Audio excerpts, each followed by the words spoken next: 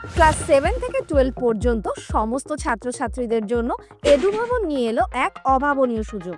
এবার থেকে online mobile অ্যাপে পড়ার সুযোগ পাবে সাধারণ মধ্যবিত্ত স্টুডেন্টরাও। সরকারি চাকরির প্রস্তুতিতেও সাহায্য করবে এডুভবন। এই সব কিছুই মাত্র 1 টাকায়। বিশদ জানতে স্ক্রিনে দেওয়া নম্বরে হোয়াটসঅ্যাপ করো এখনই। মুর্শিদাবাদের উদ্দেশ্যে রওনা দিয়ে দিলেন রাজ্যপাল সিভি আনন্দ বোস।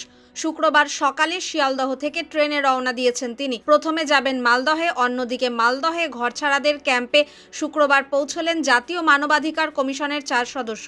এলাকা ঘুরে দেখে তারা সেখানকার লোকজনের সঙ্গে কথা বলছেন। পৌঁছেছেন জাতীয় মহিলা কমিশনের 3 সদস্য। রাজভবন সূত্রে খবর, শুক্রবার মালদহেই রাত্রিবাসের পরিকল্পনা রয়েছে রাজ্যপালের। শনিবার সেখান থেকে মুর্শিদাবাদের উপদ্রুত এলাকাগুলিতে যাবেন তিনি। মুখ্যমন্ত্রী মমতা বন্দ্যোপাধ্যায় আরও কিছুদিন অপেক্ষা করে যেতে বলেছিলেন রাজ্যপালকে। এই মুহূর্তে মুর্শিদাবাদে না যাওয়ার জন্য অনুরোধও করেছিলেন তিনি, কিন্তু সেই অনুরোধে সাড়া দিলেন না বোস।